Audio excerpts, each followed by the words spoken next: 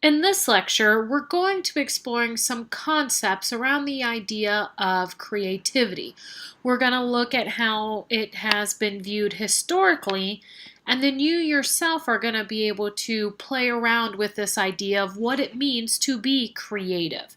For example, just as with the What is Art lecture, if I asked you to define art, there's not a clear-cut definition. It's the same with the idea of creativity. What does it mean to create something or to be creative? If you look it up in the dictionary, you're simply going to find that creativity is the phenomenon whereby something new and valuable is created. Well, what does that mean? We've already looked at with the idea of what is art. What does it mean to be valuable? Are we talking monetary value, emotional value, cultural, political significance within it? And even this idea of creating something new.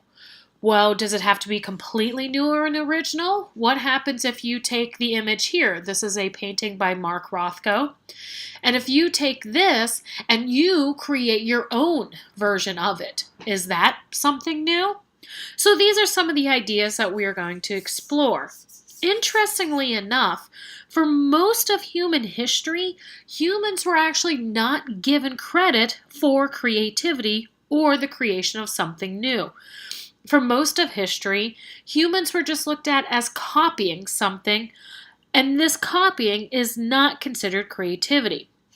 Interestingly enough, in fact, the Greeks did not even have a word for creativity. The word they used was mimesis, which means to mimic or to imitate. And we can see that with the great Greek Athenian philosopher Plato.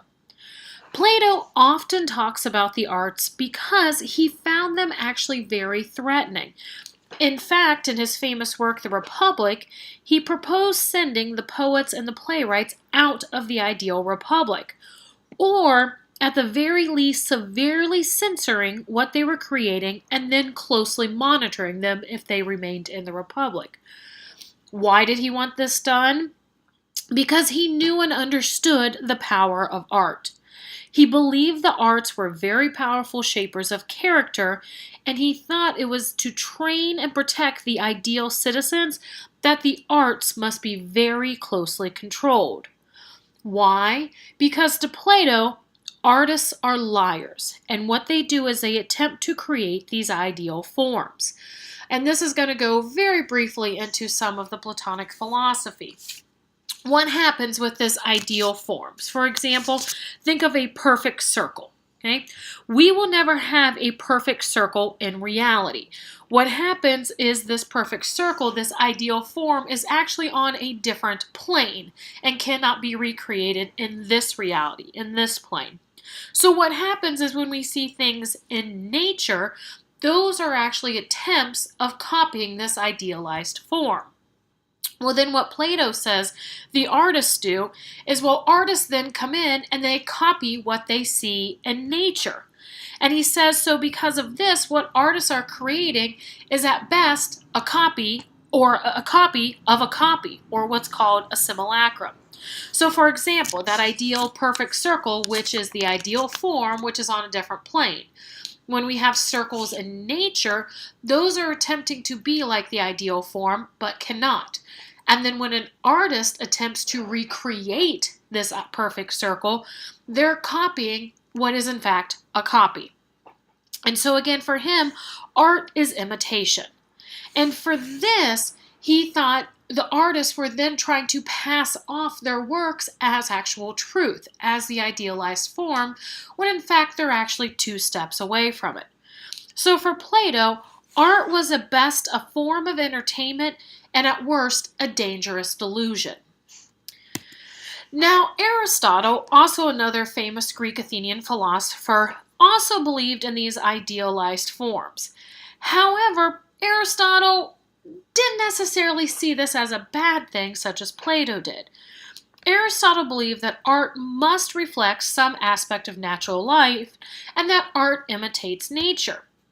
And for him, where Plato, this imitation was bad, if it was that copy of a copy, for Aristotle, he says it's not. Why? Because that's how we as humans learn. We imitate from childhood. Think of it this way. What language do you speak?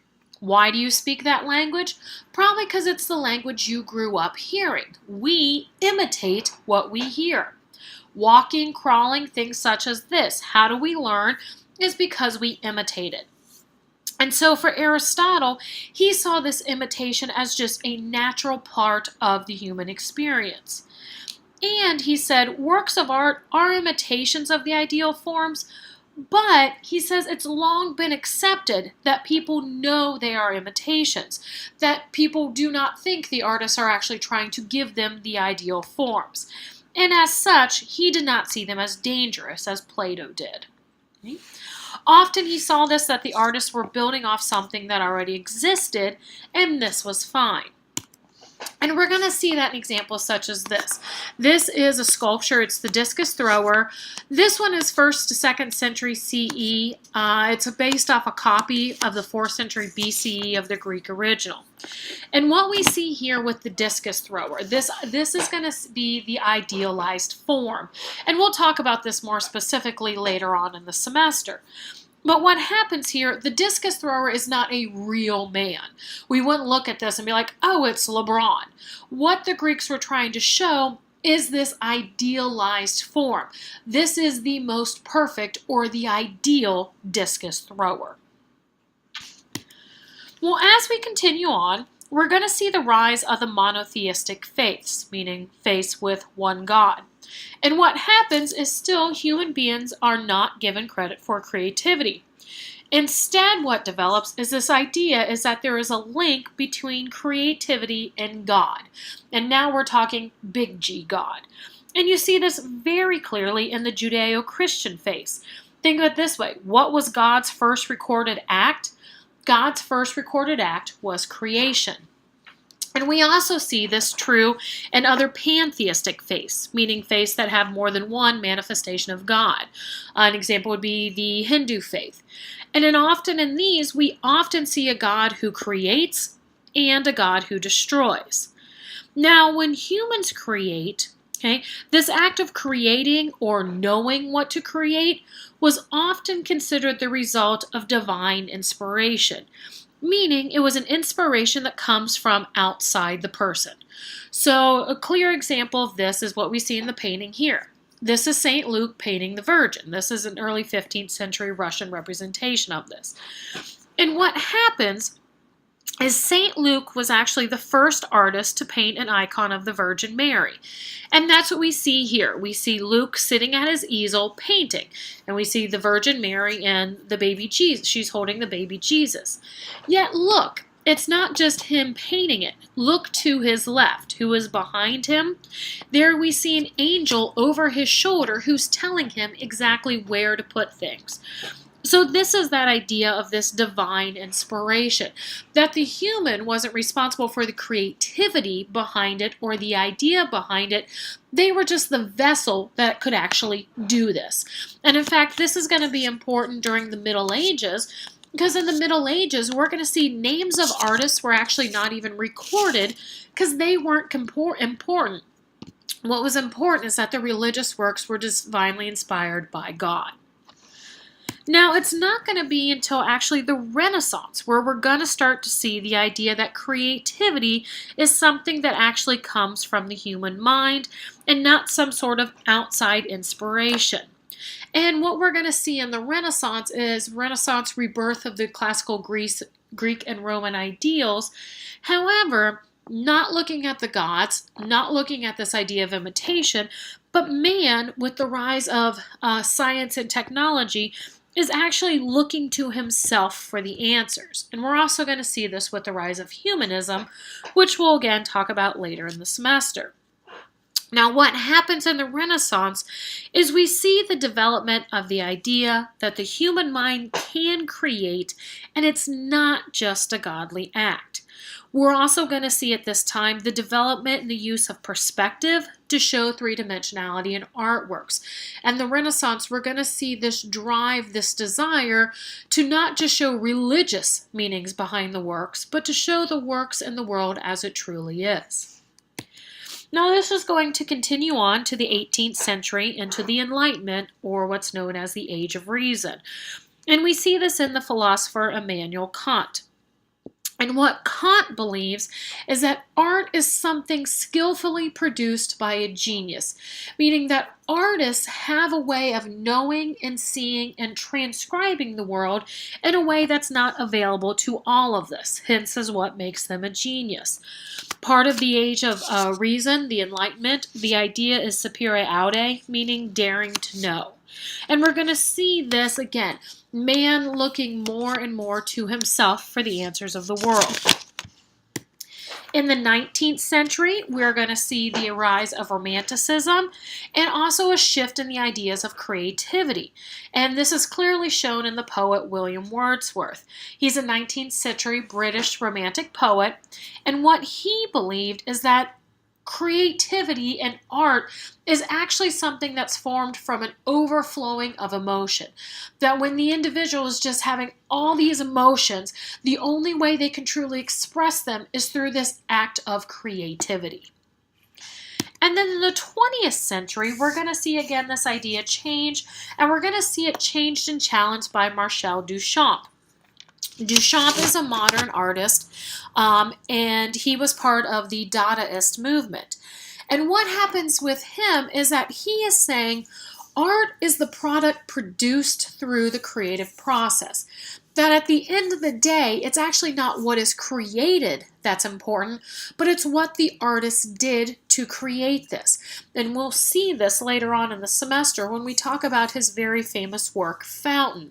And we hear the whole story behind that. But again, for Duchamp, it's the process that is important and not the end product. All right, so that gives you a little bit of history of some different ideas behind creativity. Well, what we're going to spend the rest of the lecture looking at is we're going to be looking at Mihaly Csikszentmihalyi's work. And Csikszentmihalyi is a Hungarian, and he is a professor of psychology at the University of Chicago. And he has spent over 30 years studying creativity.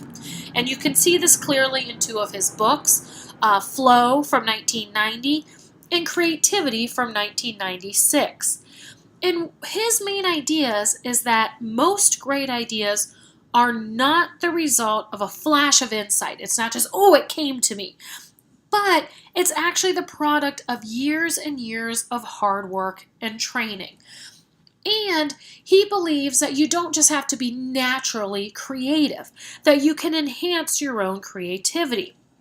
And how he says to do this, he says, don't try to change how your mind works, but change your environment. And he says this drive or this need to create can be found in the state of fulfilledness that people achieve when they create.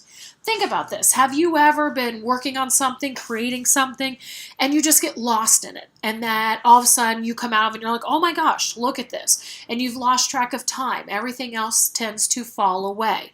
And he says all human beings are capable of this.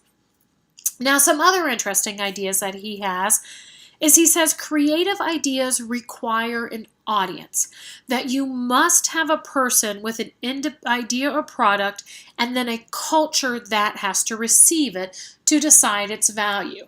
So for those of you who are just singing in the shower or singing in the car by yourself, he's saying you're not being creative. Why? To be truly creative, you have to share the work with an audience. Okay?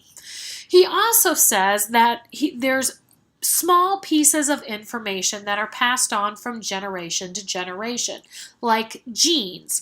And for him, he calls them memes. And he had this term before the common everyday meme that we know. And so for him, what these memes are is they're units of information that are passed along from one generation to another. These can be through language, myth, theories, or just simple ways of doing things. And what he claims, he says it's the creative people who create or change these memes, and if the culture considers them valuable, then these memes stick. Again, creativity does not just happen inside a single person's head. It is an interaction between a person's thoughts and his or her social cultural context. Okay? He says that truly creative people leave something behind them that lives on after them. And he says there is a distinct difference between creativity and talent. Talent is an innate ability that might or might not be used to create. So if you ever known somebody who never had a piano lesson in their life, yet they could just sit down and play the piano, he says that's talent. That's not creativity. You can take that talent to use to create things, but it doesn't necessarily mean you will. He also states the greatest discoveries in the world were not possible without everything that went before them and without a receptive culture that kept these ideas going. He says memes must be learned before they can be changed, meaning to be creative, you've got to study. You've got to know what was there before you, and only then, once you understand that, can you build off of it. He says creativity requires time, and we can see this. If we look back historically, usually the greatest periods of creative activity coincides with periods of the greatest wealth and usually in times of peace. Why? Think about it this way. In times of war, what are you more concerned with? You're probably more concerned with staying alive. In times of famine, you're again probably more concerned with how are you going to get food, how are you going to get shelter, and not worrying about being creative. Okay? And then he also says creativity requires some type of very specialized knowledge. Okay? And then creativity requires three things. First, we have what's called the domain. This is the area where you're going to focus your interest, your learning, and your education. So, for example, say glass blowing. What you then have to do is you have to know and understand the domain's specific rules and procedures. So if you want to be creative in glass blowing, you then have to go out and study. You have to train. And you need this because it provides you the foundational concepts. If you do not have a foundation to build off of, Csikszentmihalyi says, then you're not going to be able to be successfully creative. The second thing is the field. This goes on with the audience. The field are other people working in the same domain, and he says these people decide what has value or what doesn't.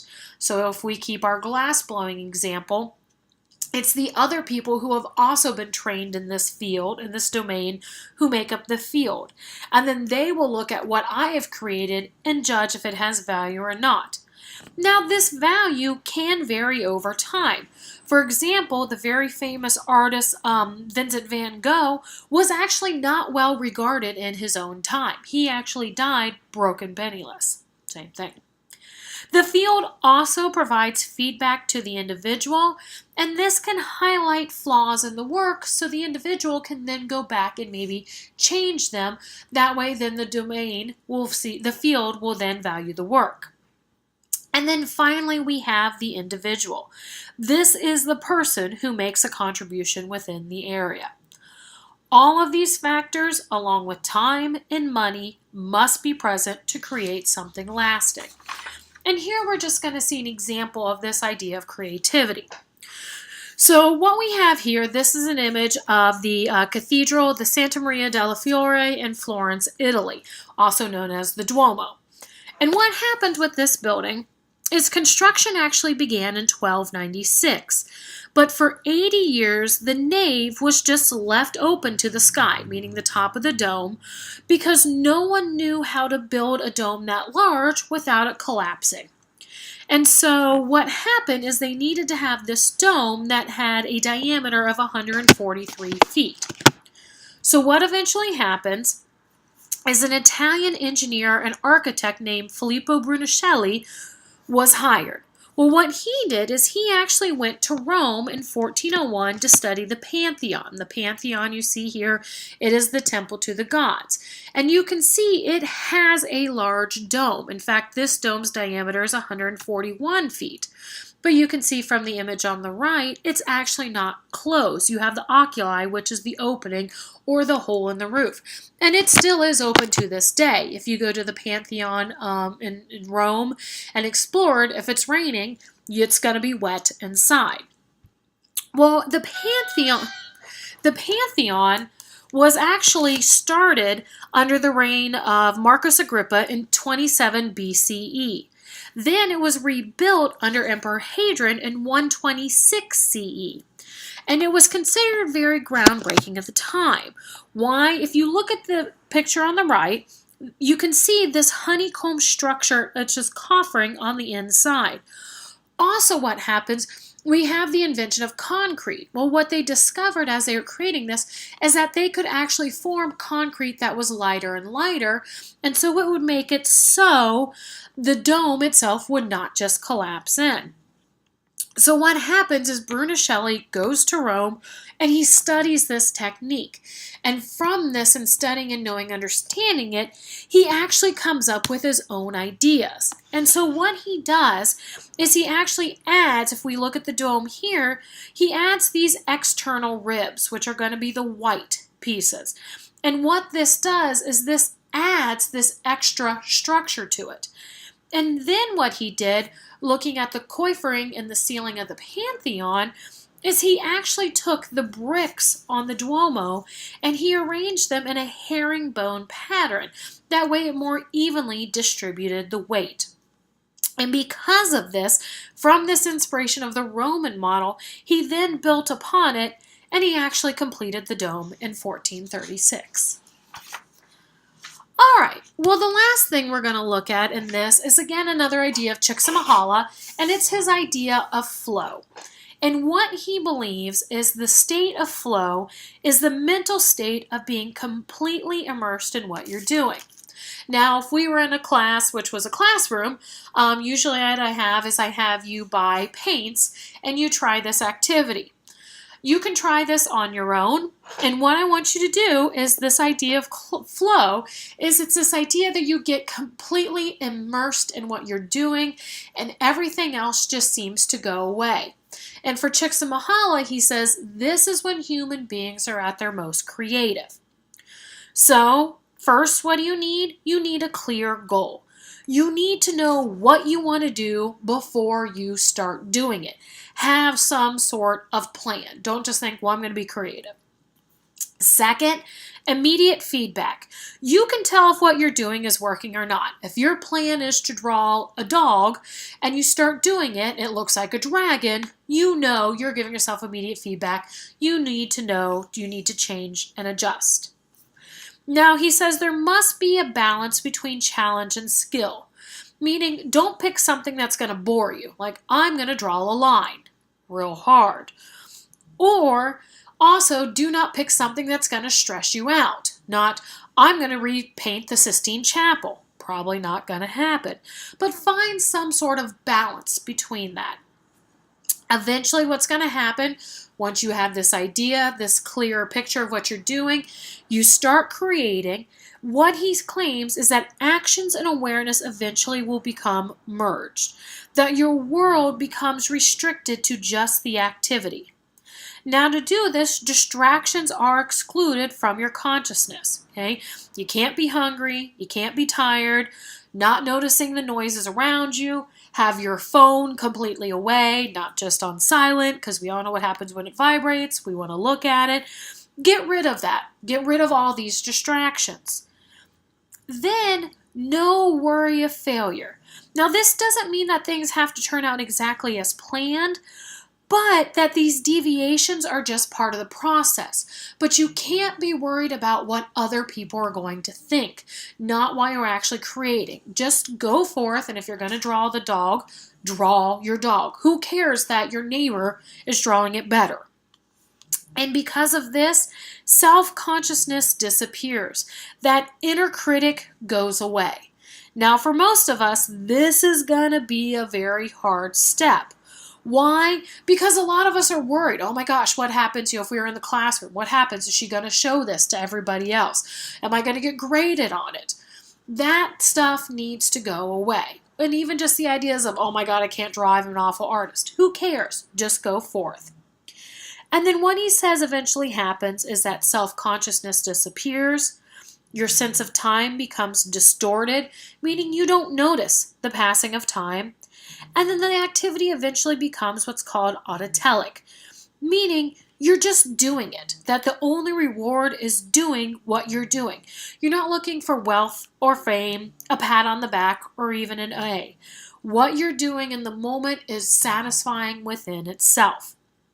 And he says, autotelic people find reward in what they do. They don't need the material possessions, fame, recognition, or any other external reward. And so I would challenge you to do this. Try to see if you can embrace this idea of flow. And here's usually an activity I do to give you a little direction, so to help you have that clear plan. So here's 3 different things. Sit down, have a piece of paper in front of you, watercolors, markers, colored pencils, whatever. And then pick one of these things and try to create it. And so, for example, an emotion. So what emotion do you associate with your favorite holiday? Create that, draw it. What emotion do you feel right this minute? Or when you're thinking about, how does it look to be, angry? The essence of a thing. Think of an object, right? So for example, here I have a desk. So think of 3 adjectives that describe a desk. Probably what? Gray, heavy, solid. All right, so how do you paint? How do you draw solid? How do you paint heavy? How do you paint functional? Right? How do you create that? Or the last idea is try to put on your paper a concept. How do you paint freedom? 9 times out of 10 people paint a flag, right? What about violence? How do you put violence down on a piece of paper? Or hope, or despair? So try this. Pick one of these and then try to follow the different steps that are talked about and see if you actually achieve this state of flow or not. And then you can decide, once you've actually tried it, decide if you think this idea of Csikszentmihalyi actually has merit or if you think it's just a bunch of hokum, right?